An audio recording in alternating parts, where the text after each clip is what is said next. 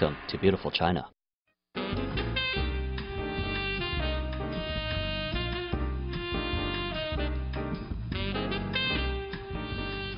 欢迎回来国语嘉宾访谈环节英文嘉宾访谈环节。因为呢，今天我们请来的呢是这个士嘉堡红河区的国会议员贺佩佳女士，来到我们的节目呢，来给我们讲一下她的这个选区为我们的华人的社区曾经或者正在还有以后将会举办一些什么样的活动。Welcome to our show. Thank you. I'm happy to be here. First of all, would you like to introduce yourself to our viewers? Sure, absolutely. 我是国会议员贺佩佳. I'm Radhika Sitavaisan, the Member of Parliament for Scarborough Rouge River, and I'm happy to be here. Wow, Mandarin. Okay, I'm gonna practice to pronounce your name again. It's Radhika Sitavaisan. Sitavaisan. Yep. Okay, so that's how do people in your writing call you? Radhika. That's about it. Yeah. Okay. Can I call you that too? Absolutely. Okay, absolutely. Radhika. Yeah. All right. First of all, we want to know a little bit about like what kind of job do your office do for the people in your riding? Absolutely. I have two offices, one in Ottawa and then one in Scarborough. The Ottawa office is where I, as well as my team, work on policy, work on ensuring that I'm participating in the national debate, fighting for justice and equality, and ensuring that everybody and all of the members of Scarborough Rouge River and their concerns are heard in Ottawa in the Parliament. And my staff, my team there help me with that. And in Scarborough is where most of the real work is done, where we're helping constituents one-on-one. So if somebody comes into our office needing help with their immigration case, needing help with something that they're doing with their taxes, with the RCMP, their passport, whatever it might be. Anything that's of a federal nature, if anybody who lives in the community needs help with it or needs any type of assistance, that's what my office is there to help with. We also organize many community events so that we can ensure that there's two-way communication with me, as well as me giving information about what's happening in Ottawa, but also learning a lot from what the community wants and needs are. What kind of communities are in your riding? Like, are they mostly Asians or? Yes and no. When you say Asian, it's if you include all Asia, North and South Asia, yes. That's most of my riding. Okay. It's an extremely diverse riding. About 20,000 people are Chinese, actually. 9,000 households are Chinese households. Mm-hmm. We have another 20,000 who are Southeast Asian, so from India, Sri Lanka, Bangladesh, Pakistan, all of those countries. We have people from the West Indies. We have people from all over the world represented in Scarborough Rouge River. It's pretty multicultural. It's extremely multicultural. It's over 90% are visible minorities who live in the riding of Scarborough Rouge River. Okay, so as a member of parliament in this riding, what kind of policy do you think is the most concerned, people are most concerned about? Good question. The number one issue that comes time and time again when I send out newsletters and when people write back is help with immigration. So that's making sure that they're able to reunite with their families, especially with our kind of communities, Southeast Asian or Chinese communities. Family is important, and family reunification, ensuring that foreign credentials are recognized, are top of mind for many people. But then when they've come here and they're able to be reunited with their family, jobs. Being able to get a job, being able to ensure that our young people have access to education and then have the ability to get good jobs. Those are the main issues that keep coming up over and over again in any type of chat I have with people in the riding. It's immigration, jobs, and young people. So those are the areas that I focus on when I'm doing speeches in the House of Commons in Parliament, or when I actually introduced my private member's bill. My very first private member's bill I introduced was to make education, post-secondary education, more accessible for everybody, so that anybody who wants to have education after high school can have access to it, whether you're rich or poor, or in a well-connected family or not, that everybody should have access to education so that our young people can have a good future. Right. What about health care?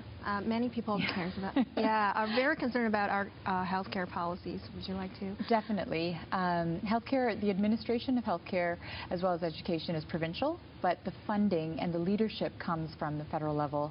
And with the healthcare accord, so every 10 years there's an accord that's signed between the federal government and the provinces as to how the relationship is going to be with respect to health care. And the health accord is almost about to expire, and sadly our federal government, our conservative government today, still hasn't signed a new one. Mm-hmm. Negotiations are very slow, and people are worried, especially with our seniors, our elders getting older, and less people in the workforce to be able to take care of our elders. Yeah. People are worried about the condition of our health care, and people don't want to see it become a two-tier system where if you have money, if you're rich, then you pay for private health care, and if you don't, then you use the public health care.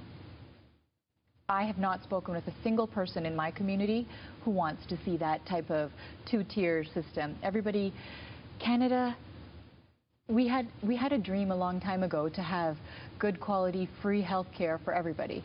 And that dream was a dream of the NDPs and Tommy Douglas.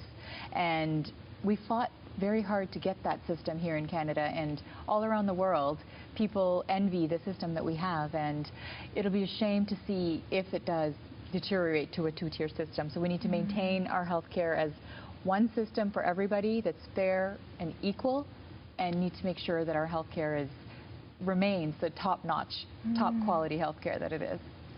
Okay, so since you have like 9,000 households, Chinese people in your riding, what kind of events did you hold for those Chinese people before? This year alone, I've had an immigration forum that was specifically focused on the Chinese community because we had to have it in 3 languages.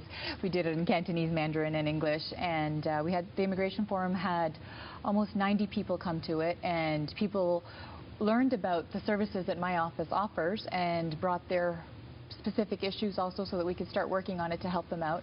And every year I've been having an annual Chinese New Year celebration where all of the families are welcome to join us, and this year I even learned how to sing a Mandarin song. Really? What is that?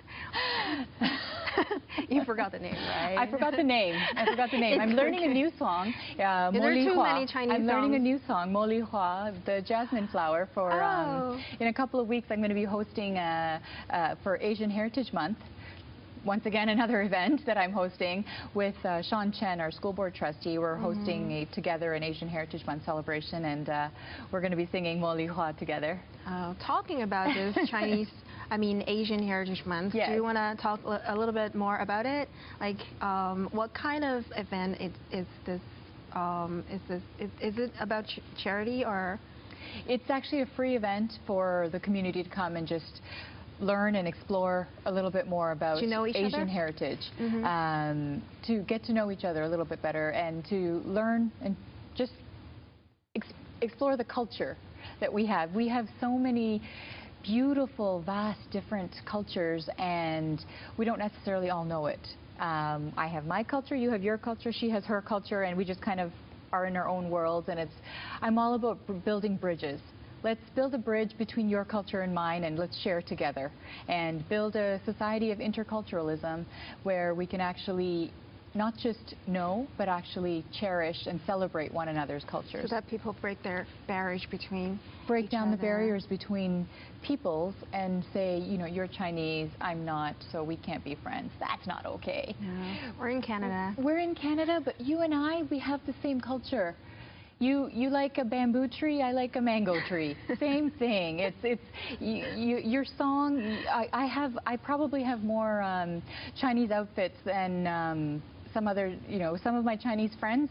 I probably know more Chinese songs than them. But it's all about learning one another's cultures and truly just learning to explore it and celebrate.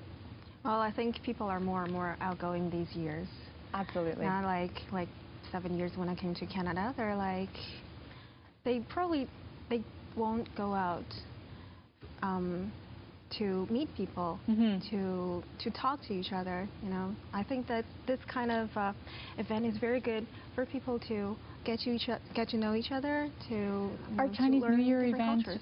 last year, we had we've had regularly about 200 people come to it, and every time I meet new people, and that's fantastic because that means new people are getting the invitation and feeling connected and want to come celebrate their New Year with me. So that's what it's about. It's about reaching out to new constituents and also seeing people I've seen before and celebrating again together. So when is this event going to happen? The Asian Heritage Month event? Yes. It's in a week and a half. It's on Saturday, May the 4th. Saturday, May 4th, yeah, in the evening.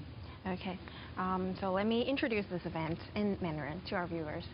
所以电视机观众朋友们，如果看到屏幕上的信息呢，我们将在5月4号，也就是周六呢，开展一个亚裔文化夜，也就是世界舞蹈日。那届时呢，会有许多丰富多彩的活动给来参加的这个民众。那刚才我们的这个贺佩佳议员也说了，这个活动主要是让我们的民众呢可以互相的了解对方，互相了解对方的文化，走出自己的家门，更加的开朗，更加外向，来融入这个加拿大的社会。那么呢，时间再重复一遍，是5月4号的星期六下午的2点钟到5点钟，地点呢就在锦绣中华商场4675 Steeles Avenue East。如果大家有兴趣的话呢，一定要积极参加了。那么今天非常高兴，我们的贺议员来到我们节目。Thank you very much for coming to our show. Absolutely happy to be here. Good to meet you, Elise. Thank you. Good to meet you too. Thank you. 那我们现在进一段广告，广告之后回来我们继续活在5点。